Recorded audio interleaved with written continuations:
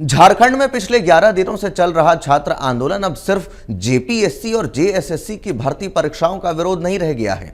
यह आंदोलन अब एक नई मिसाल बनता दिखाई दे रहा है। ऐसी मिसाल जहां हजारों छात्र सड़कों पर हैं लेकिन मंच पर राजनीति नहीं है, जहां नारे हैं लेकिन अभद्र भाषा नहीं है, जहां गुस्सा है लेकिन हिंसा नहीं है और जहां मांगे हैं लेकिन उनका केंद्र सिर्फ व्यवस्था में सुधार है। आखिर छात्रों ने राजनीतिक नेताओं की एंट्री पर रोक क्यों लगा दी?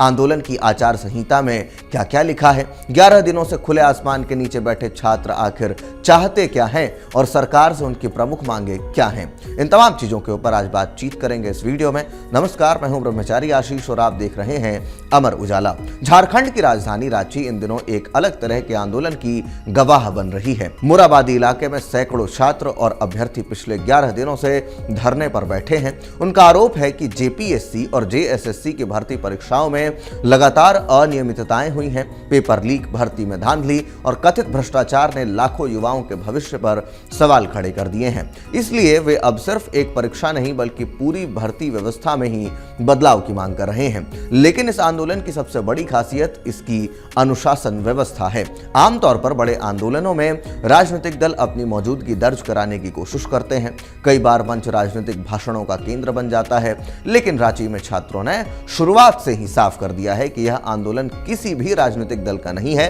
बल्कि युवाओं के भविष्य का आंदोलन है। आंदोलन स्थल पर एक बड़ा पोस्टर लगाया गया है। इस पोस्टर में साफ लिखा गया है कि मंच पर किसी भी राजनीतिक दल के नेता, बाहरी संगठन या धार्मिक प्रतिनिधि को बोलने की अनुमति नहीं होगी। आंदोलन के दौरान कोई जातिगत या फिर धार्मिक टिप्पणी नहीं की जाएगी, किसी व्यक्ति विशेष पर व्यक्तिगत आरोप नहीं लगाए जाएंगे और किसी भी वक्ता के अपशब्दों का इस्तेमाल करने से जो रोक है वो लगाई गई है। यानी आंदोलन को पूरी दिशा सिर्फ जो है वो भर्ती व्यवस्था में सुधार तक ही सीमित रखने की बात कही गई है। अब सवाल उठता है कि ऐसा फैसला क्यों लिया गया? दरअसल हाल के वर्षों में कई छात्र आंदोलनों में राजनीतिक दलों की सक्रियता को लेकर विवाद हुए हैं। कई बार मूल मुद्दा पीछे छूट गया और राजनीतिक बयानबाजी चर्चा का विषय बन गई। छात्र नेताओं का कहना है कि वे इस बार ऐसा नहीं होने देना चाहते। उनका मानना है कि यदि आंदोलन किसी राजनीतिक रंग में रंग गया तो असली मुद्दे कमजोर पड़ जाएंगे। इसी वजह से उन्होंने पहले ही स्पष्ट कर दिया है कि यह आंदोलन न किसी सरकार के समर्थन में है और न किसी विपक्षी दल के पक्ष में। यह सिर्फ छात्रों के अधिकार और पारदर्शी भर्ती प्रक्रिया की लड़ाई है। अमर उजाला की टीम जब आंदोलन स्थल पर पहुंची तो वहां का दृश्य बेहद अलग था। रात के करीब 2 बजे का समय, चारों ओर अंधेरा, उमस भरा मौसम, मच्छरों की भरमार, लेकिन खुले आसमान के नीचे चादर बिछाकर छात्र सोने की कोशिश कर रहे थे। कुछ देर बाद मांदर और ढोल की आवाज गूंजने लगी। झारखंड के पारंपरिक लोकगीतों ने पूरे आंदोलन स्थल में नई ऊर्जा भर दी। सुबह होते ही फिर वही गीत, वही नारे और वही मांगे, बारिश हो या तेज धूप। छात्र अपनी जगह छोड़ने को तैयार नहीं है। धरना स्थल पर कई छात्र बताते हैं कि दूर दराज के गांव से लोग उनके लिए भोजन, पानी और जरूरी सामान भेज रहे हैं। हालांकि इतनी बड़ी संख्या में जुटे अभ्यर्थियों के लिए यह मदद पर्याप्त तो नहीं है, लेकिन फिर भी एक बहुत बड़ा काम है। कई छात्र पिछले कई दिनों से सिर्फ बिस्किट, नमकीन और पानी के सहारे आंदोलन चला रहे हैं। इस आंदोलन का सबसे भावुक पल आमरण अनशन पर बैठे छात्र हैं। जेकेएलएम के उपाध्यक्ष देवेंद्र नाथ महतो लगातार अनिश्चितकालीन अनशन पर हैं। कई दिनों तक अन्न जल त्यागने के बाद उनकी तबीयत भी बिगड़ गई है। डॉक्टरों को उन्हें ड्रिप लगानी पड़ी। इसके बावजूद उन्होंने अनशन खत्म करने से इनकार कर दिया। उनका कहना है कि जब तक सरकार ठोस फैसला नहीं लेती वे पीछे नहीं हटेंगे।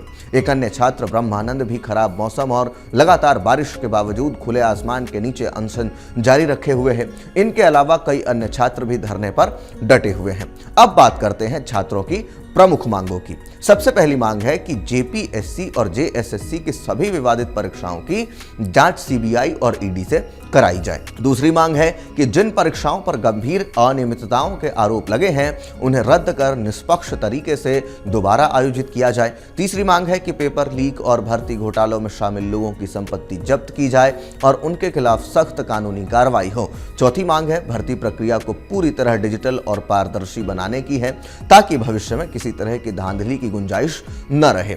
छात्र समयबद्ध भर्ती कैलेंडर लागू करने, वर्षों से लंबित नियुक्तियों को जल्द पूरा करने और जेपीएससी व जेएसएससी जैसे आयोग की जवाबदेही तय करने की मांग कर रहे हैं। इसके अलावा उनकी मांग है कि भर्ती घोटालों की निगरानी हाई कोर्ट के किसी सेवानिवृत्त न्यायाधीश की देखरेख में कराई जाए ताकि जांच पूरी तरह निष्पक्ष हो सके। इधर सरकार का कहना है कि पूरे मामले की जांच चल रही है और दोषियों के खिलाफ कार्रवाई की जा रही है। मुख्यमंत्री हेमंत सोरेन भी कह चुके हैं कि सरकार इस पूरे मामले को गंभीरता और संवेदनशीलता से देख रही है।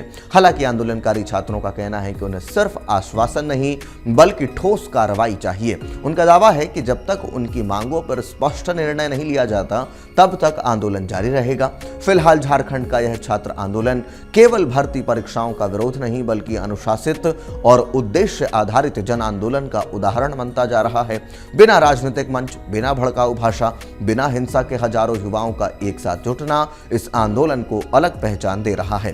अब सबसे बड़ा सवाल यही है, क्या सरकार छात्रों की मांगों पर कोई बड़ा फैसला लेगी या यह आंदोलन आने वाले दिनों में और व्यापक रूप लेगा? फिलहाल नजरें रांची पर हैं और इंतजार है उस फैसले का जिसका असर झारखंड के लाखों युवाओं के भविष्य पर पड़ सकता है। ऐसे में विद्यार्थियों के सबसे बड़े फैसले पर, जिसमें कोई भी राजनीतिक दल की एंट्री नहीं हो और शांति से अपनी बात को रख सकें, इस पूरे फैसले को लेकर के आप क्या कुछ सोचते हैं? कमेंट बॉक्स में हमें अपनी राय लिखकर जरूर दें। धन्यवाद। आपके राज्य की खबरें, आपके शहर की खबरें सबसे पहले जानने के लिए देखते रहें अमर उजाला। चैनल को सब्सक्राइब जरूर कर लें और पाएं हर अपडेट।